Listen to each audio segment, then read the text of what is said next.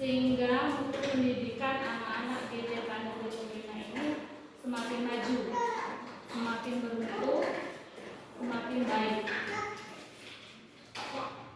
Terima kasih Bunda Yeti sudah berbagi ilmu kepada kami. Kita harapkan manfaatnya luar biasa ke depannya. Jadi saya pribadi selaku kepala sekolah mendukung penuh kegiatan ini. Insya Allah bunda-bunda yang lain pun mendukung Bunda. Ya. Jadi mungkin itu saja yang dapat saya sampaikan. Selanjutnya yaitu saya langsung saja mempresentasikan organisasi budaya positif. Alhamdulillah dipimpin oleh fasilitator kami Pak Imam Santoso dan Pak Sultan Hairi sebagai pengajar praktik. Kegiatan Ki Hajar Dewantara menjelaskan bahwa tujuan pendidikan yaitu menuntun segala kodrat yang ada pada anak-anak agar mereka dapat mencapai keselamatan dan kebahagiaan yang setinggi-tingginya baik sebagai manusia maupun sebagai anggota masyarakat. Ini bertugas menuntun untuk tumbuhnya kodrat anak. Kodrat anak itu ada dua, yaitu kodrat alam dan kodrat anak. Kodrat alam adalah yang terkait dengan sifat dan watak yang dibentuk dari lingkungan di mana anak itu tinggal. Sedangkan kodrat zaman adalah di mana pada saat itu anak itu tumbuh atau berada. Kalau sekarang kan kita ketahui bersama bahwa zaman yang zaman dihadapi anak sekarang adalah abad 21. Jadi tugas kita sebagai pendidik adalah menuntun tumbuhnya kodrat anak, yaitu kodrat alam dan kodrat zaman, agar mereka bisa mencapai keselamatan di dunia dan di akhirat. Nah, kita sebagai pendidik kalau diibaratkan adalah seperti seorang petani. Sedangkan anak-anak kita adalah biji tumbuhan yang kita semai di lahan. Walaupun bijinya kurang bagus, tapi kalau kita semai di lahan yang subur, mendapatkan sinar matahari yang cukup, kemudian disiram dari pupuk, maka biji tumbuhan itu, biji jagung tersebut akan bisa tumbuh dengan optimal. Tetapi begitu juga dengan sebaliknya, jika biji tumbuhan tadi walaupun itu sudah nomor 1, kualitas nomor 1, tetapi kalau kita tanam di lahan yang besar dan tidak mendapatkan pengairan dan cahaya matahari yang cukup, maka biji tumbuhan itu tidak akan bisa tumbuh dengan maksimal. Nah, begitu juga dengan kita sebagai pendidik, yaitu tugas kita itu menuntun anak-anak agar dengan menciptakan lingkungan yang positif sehingga terwujud suatu budaya positif. Jadi budaya positif itu adalah nilai dan kebiasaan yang bisa kita dapat dari lingkungan positif. Apa itu lingkungan positif? Lingkungan positif yaitu kebiasaan yang baik, maka akan tercipta lingkungan yang positif. Tentunya dengan lingkungan positif akan tercipta suasana belajar yang aman, nyaman, dan menyenangkan. Baik untuk anak didik kita sendiri maupun untuk diri kita sendiri sebagai pendidik. Yang pertama yaitu perubahan paradigma belajar. Untuk membangun budaya positif diperlukan lingkungan yang positif, aman dan nyaman agar murid menjadi bertanggung jawab, mandiri, berpikir dan bertindak dengan merdeka. Jadi kalau lingkungan positif itu sudah tercipta, sudah terkondisi, sudah kita laksanakan di sekolah, maka anak kita akan merdeka dalam bereksplorasi. Nah, lingkungan positif tadi kan misalnya dengan kebiasaan-kebiasaan baik yang sudah kita laksanakan selama ini, yaitu ketika murid itu bertemu dengan kita, mereka sudah memberi salam dan menyalami kita. Nah, itu adalah salah satu dari kebiasaan yang baik. Yang kedua yaitu disiplin positif. Ki Hajar Dewantara menyatakan bahwa untuk mencapai kemerdekaan dalam konteks pendidikan kita saat ini, untuk menciptakan murid yang merdeka, syarat utamanya adalah harus ada disiplin yang kuat. Nah, itu tadi kita ingin memberikan kemerdekaan kepada anak, tetapi kita juga perlu menerapkan disiplin kepada anak tersebut. Disiplin yang dimaksud adalah disiplin diri yang memiliki motivasi internal. Jadi disiplin itu mungkin sering kita kaitkan dengan tata tertib atau peraturan begitu. Nah, jadi disiplin diri itu intinya itu memerintah diri kita sendiri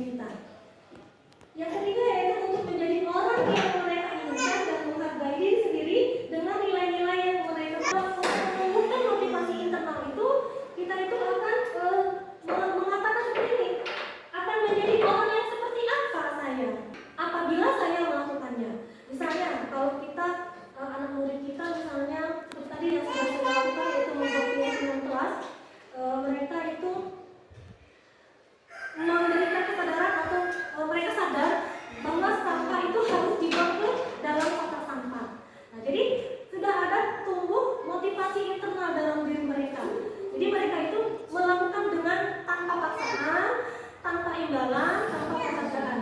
Jadi anak-anak sudah bisa melakukan sendiri. Kalau mereka sudah membuka makanan, ada bungkusnya, dengan sadar diri dia meletakkan sampah itu ke kotak sampah tanpa kita perintah, berarti itu sudah muncul motivasi internal dalam diri mereka. Hukuman bersifat tidak terencana atau tiba-tiba. Nah, memang disiplin ini terkadang berkaitan dengan hukuman dan konsekuensi. Kadang pun kalau kita ingin melihat tingkah laku kita itu kan ada yang kadang-kadang membuat hati kita jengkel ya Bu. Tentunya kadang-kadang tanpa sadar kita itu memberikan hukuman kepada mereka. Nah, sedangkan ini di sini Bu, memang hukuman itu bersifatnya tidak terencana, tiba-tiba. Anak atau murid tidak tahu apa yang terjadi dan tidak dilibatkan. Hukuman bersifat satu arah dari pihak guru yang memberikan dan murid hanya menerima. Suatu hukuman dapat melalui suatu kesepakatan atau pengarahan dari pihak guru, baik sebelum atau sesudahnya. Hukuman yang diberikan bisa berupa fisik maupun psikis. Nah, jadi walaupun kita itu hanya memberikan kata-kata, itu juga merupakan hukuman bagi anak. Anak akan tersakiti oleh suatu perbuatan atau kata-kata. Jadi hukuman ada dua macam, ada hukuman ada konsekuensi. Jadi hukuman itu tidak terencana, tidak disepakati antara guru dan anak. Terus memiliki dampak yang panjang. Hukuman juga bisa melalui verbal ataupun melalui bentuk kotak fisik. Jadi konsekuensi itu berbeda dengan hukuman. Jadi kalau konsekuensi itu sudah kita kesepakatan dulu dengan anak, kan sudah disetujui oleh anak. Apabila mereka masih melakukan pelanggaran, baru kita kasih konsekuensinya. Misalnya seperti ini, anak beli es krim, dia makan es krimnya itu tumpah, gitu kan? Jadi mejanya menjadi basah. Nah, tentu saja apa tindakan yang harus dilakukan oleh dia itu untuk mengelap meja tersebut, membersihkan meja tersebut. Nah, jadi itu tadi kalau kita lihat dalam air yang ditumpahkan oleh anak, jadi dia itu sudah kita kasih konsekuensi, nah silakan dibersihkan. Nah itu, jadi dia tidak memiliki apa ya, tidak menyakiti hati anak, gitu. Walaupun misalnya ada kata-kata yang seperti apa, tapi kata-kata itu jangan sampai menyakiti psikis anak. Jadi itu bedanya antara hukuman dan konsekuensi. Posisi kontrol guru. Nah, itu posisi kontrol guru, kita posisi kontrol guru. Yang pertama sebagai penghukum. Jadi kita guru ini sebagai pendidik ini memiliki 5 posisi, Bunda. Yang tanpa kita sadari kadang-kadang kita berada di posisi penghukum. Terus selanjutnya itu posisi membuat rasa tidak bersalah. Yang ketiga yaitu posisi sebagai teman. Yang keempat yaitu posisi sebagai pemantau, dan yang kelima sebagai manajer. Jadi mari kita introspeksi diri kita dulu. Kira-kira kita ini sangat memilih berada di posisi yang mana, begitu Bunda ya? Apakah sebagai penghukum ataukah sebagai teman? Nah, di sini saya jelaskan. Posisi sebagai penghukum yaitu seorang penghukum bisa menggunakan hukuman fisik maupun verbal, suara tinggi, mata melotot, ya, suara tinggi, mata melotot, dan jari menunjuk-nunjuk.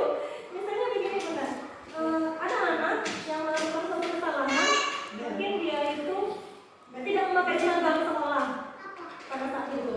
Jadi atau dia tidak memakai sepatu yang sesuai kita arahkan, misalnya sepatunya harus hitam semua. Terus kita marah sama anak itu. Kenapa kamu tidak pakai sepatu? Dengan suara yang nada tinggi, mata melotot, kemudian kami tangan tunjuk-tunjuk. Nah, jadi hukumannya kamu tidak boleh bersepatu selama jam pelajaran. Nah, itu adalah memposisikan diri sebagai penghukum. Jadi tentunya ini adalah posisi guru yang kalau menurut kita mungkin kurang baik ya Bunda ya, kurang patut lah kita terapkan. Tapi terkadang pun memang selama ini kita tidak sadar. Memang tujuan kita sebagai pendidik itu ingin mendisiplinkan anak, ingin membentuk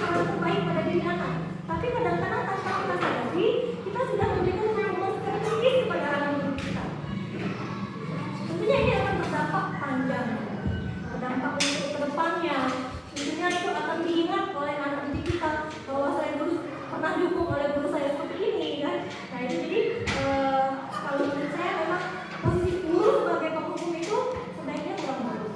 Selanjutnya yaitu sebagai pembuat rasa bersalah. Pembuat rasa bersalah yaitu pada posisi ini biasanya guru akan bersuara lebih lembut, tidak lagi dengan suara teriak-teriak, suara lebih lembut, membuat orang lain merasa tidak nyaman bersalah atau rendah diri. Nah jadi kadang-kadang kata-kata yang kita ucapkan itu, kamu ini bersalah tuh, tiap hari melakukan kesalahan.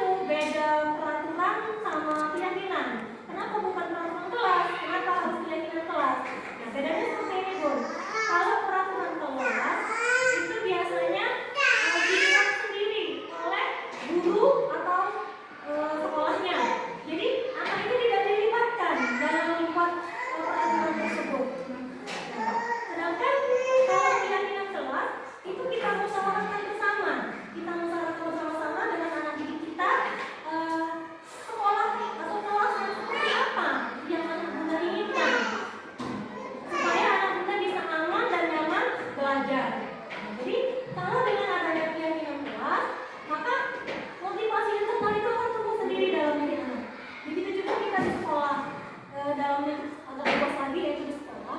Jadi kalau seandainya kita ingin merubah dari peraturan sekolah yang sudah ada selama ini, akan kita rubah menjadi kesepakatan sekolah, Bu. Itu boleh, Bunda. Nah, jadi kita musyawarahkan terlebih dahulu. Kira-kira kita ini akan menjadikan sekolah kita ini sekolah impian yang seperti apa? Nah, jadi kita membuat keyakinan bersama, kita sepakati bersama bahwa kita sebagai guru itu apa yang harus kita lakukan supaya sekolah kita ini bagus, gitu, supaya kualitasnya meningkat, gitu. Jadi kalau dengan mendidik anak itu ada keyakinan kelas, kalau kita di sekolah yaitu keyakinan sekolah. Jadi kita musyawarahkan bareng, kita memberikan pendapat masing-masing. Kira-kira seorang guru itu harus seperti ini. Misalnya seorang guru itu harus datang pukul sekian. Nah, tapi itu harus muncul dari dalam diri sendiri, gitu. Bukan hanya peraturan-peraturan yang tertulis. Tentunya kalau kita sudah memberikan pendapat sendiri, akan muncul motivasi internal, akan bergerak untuk melakukan peraturan itu sendirinya tanpa ingin mendapatkan pujian, tanpa ingin dipandang orang lagi, gitu ya, Bu. Atau yang penting aku melaksanakan peraturan. Nah, itu nanti masih ada motivasi eksternal, belum tumbuh motivasi internal. Jadi kalau seandainya kita sudah membuat keyakinan kelas, ada baiknya pun kita peraturan sekolah yang selama ini ada kita rubah menjadi kesepakatan sekolah, gitu, untuk yang lebih luas lagi. Nilai-nilai kebajikan yang akan kita tumbuhkan pada diri kita yaitu sebagai tanggung jawab. Jadi kalau kita menyepakati dengan anak didik kita itu ya, kalau peraturan itu biasanya kata-katanya agak negatif. Nah, kalau dia keyakinan kelas itu kata-katanya positif. Jadi kita tuh mengajak, kesannya mengajak. Keyakinan kelas. Bagaimana cara membentukkan keyakinan kelas? Keyakinan kelas itu bersifat lebih abstrak daripada peraturan yang lebih rinci dan konkret. Seperti yang tadi sudah kami laksanakan, ada anak yang suka berpermainan, Bu. Itu kan paling sering terjadi ya. Anak itu berebutan. Kalau kita akan tunjukkan dulu gambarnya. Ini loh, Nak, gambar seperti ini baik atau tidak? Nah, itu mereka akan menjawab, tidak, Bunda, katanya. Dan ini sebaiknya bagaimana? Kalau kita boleh rebutan, sebaiknya bagaimana? Harus berbagi, Bun. Mereka bisa mengutarakan sendiri pendapatnya tadi. Mereka paham bahwa permainan itu tidak baik. Jadi kita tanya, jadi mau seperti apa kelas kita? Berbagi mainan, Bunda, biar tidak rebutan. Nah, gitu. Jadi sudah tumbuh dari dalam diri mereka bahwa mana nilai baik, mana nilai buruk.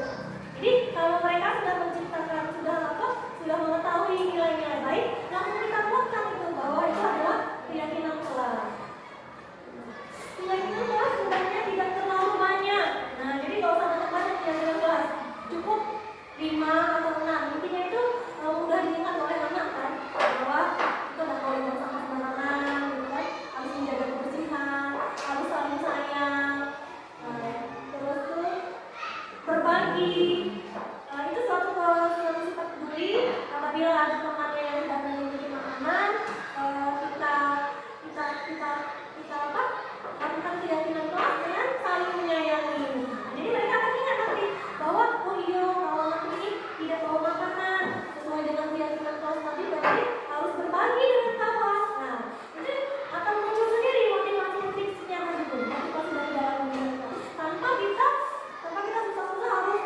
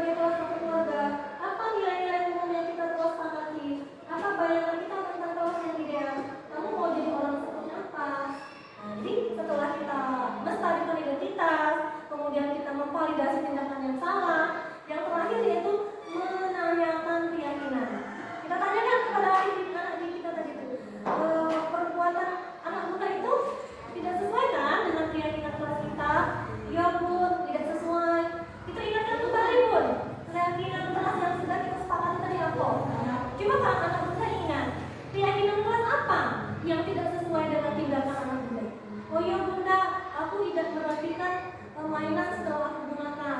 Nah, jadi mereka tuh kembali teringat dengan keyakinan yang sudah disepakati. Jadi nanti akan timbul motivasi intrinsik tadi dari dalam diri dia bahwa yang aku lakukan ini tidak sesuai dengan keyakinan kelas.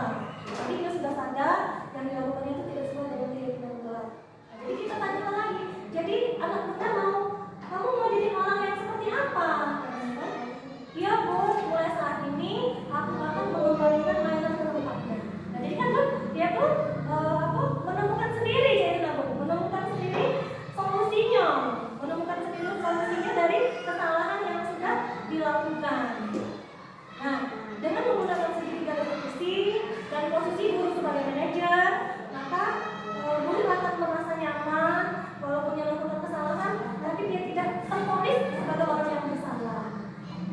Jadi segitiga posisi ini pun sangat baik sekali kita terapkan di kelas dalam menyelesaikan permasalahan-permasalahan yang ada di lingkungan kelas kita. Nah, selesai. Terima kasih. Itu yang sudah saya sampaikan. Ada budaya positif yang ada di sekolah. Itu ada 7 tadi kan? Nah, ada 7 budaya positif. Semoga apa yang saya sampaikan nanti bisa memberikan pencerahan sedikit. Kita sebagai pendidik ini tadi bisa mengetahui bahwa saya itu bisa introspeksi diri lah begitu Bu. Bisa refleksi diri kan? Refleksi diri. Oh iya berarti selama ini posisi guru aku ini mungkin sebagai sebagai penghukum atau sebagai pemantau kan? Atau mungkin itu sebagai teman. Nah, tapi insya Allah dengan adanya sosialisasi ini bisa merubah mindset kita, bisa merubah cara kita dalam kita memperlakukan anak. Nah, tentunya melalui budaya positif akan membuat sekolah kita akan nyaman, kita pun berada di dalamnya akan nyaman, anak murid pun akan terlindungi gitu ya Bu. Bahwa guru aku nih sayang begitu kan, bahwa aku nih lakukan kesalahan itu tidak apa-apa, wajar. Dan kalau dia lakukan dicat aku di kelas kan, karena itu tidak muncul kemerdekaan belajar tadi. Karena dengan merdeka belajar tadi kita itu menyuruh anak itu untuk bebas bereksplorasi, bebas mengeluarkan pendapat.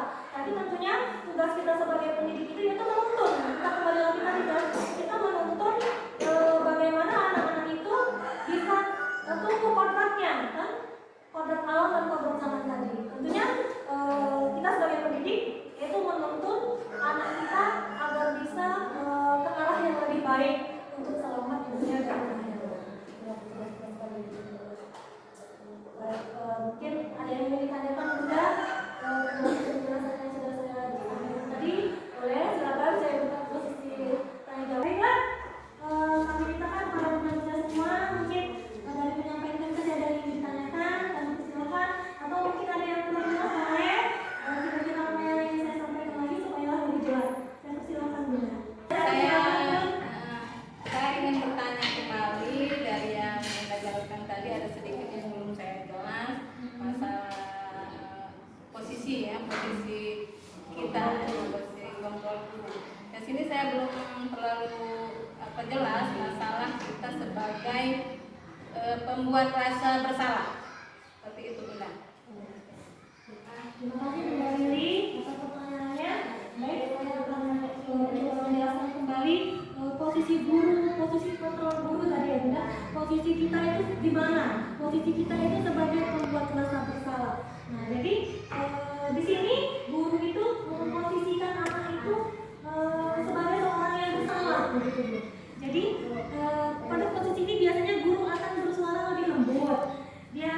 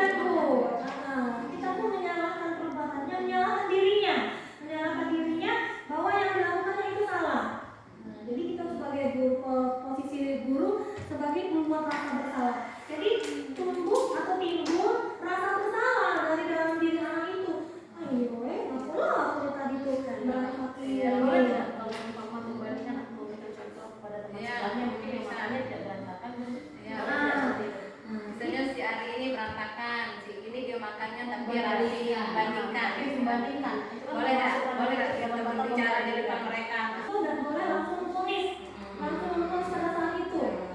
Coba lihat nih, yang ini kan bagus nih dan berantakan. Gimana? Gimana? Berantakan kalau makannya bangkuran. Nah itu juga salah satu sudah memponis anak tadi. Iya, dia Tidak boleh. merasa, ya sebaiknya bu kita panggil anak tadi kan, kita ajak menggunakan segitiga restitusi tadi kan, bahwa yang dilakukan anak tadi itu kan tidak menjaga kebersihan. Nah dengan makanan yang nyampak tadi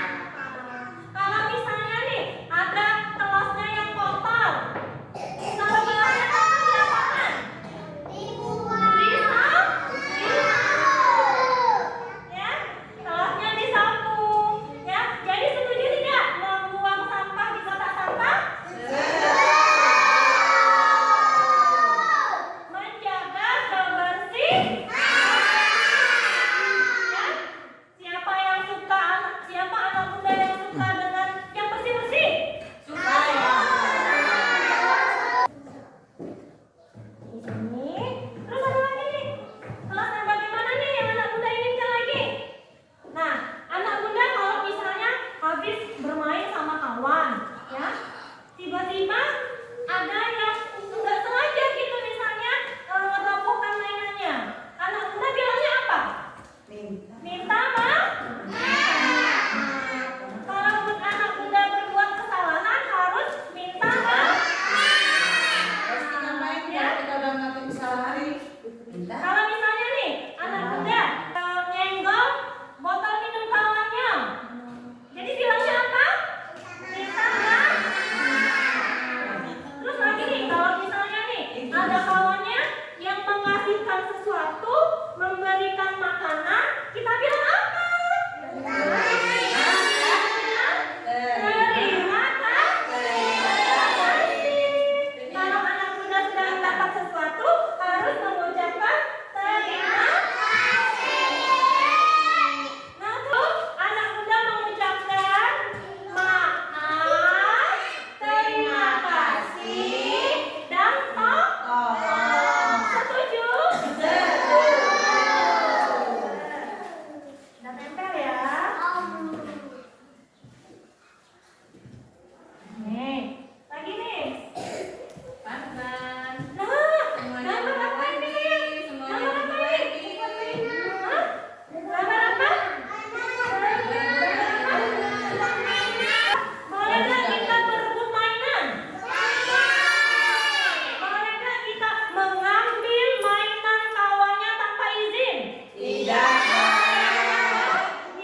boleh. Jadi ini baik atau tidak, Nak? Baik atau tidak ini, Nak? Tidak. Ya, jadi yang ini Bunda tempel di sini ya. Coba lagi. Nih, ada gambar apa lagi nih? Berbagi mainan, pintar. Ya, ini adalah gambar. Nah, berbagi mainan.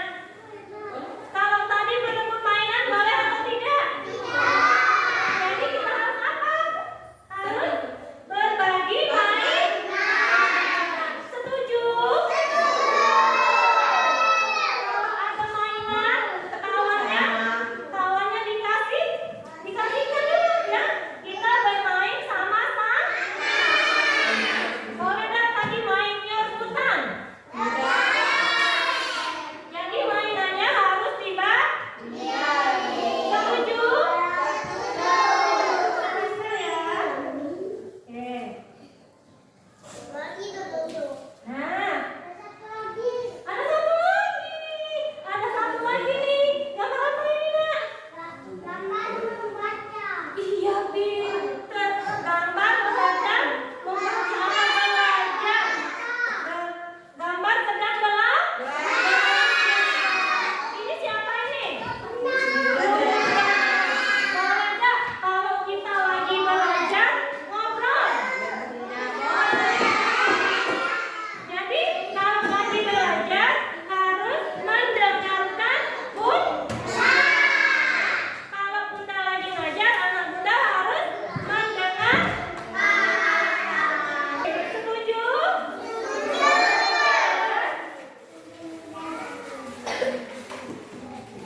Dasar yang berjalan. Nah, jadi ada berapa ya? Ada berapa kesepakatan kita? Ada berapa yang harus kita lakukan? 1, 2, 3, 4, 5. Ada berapa? Kesepakatan kelas kita. Jadi anak muda di sekolah harus telinganya tutup mulutnya, duduk yang rapi. Ya, sekarang kita lihat lagi. Tadi kesepakatan kelas kita ada berapa? 1, 2, 3, 4, 5, 6. Yang pertama apa?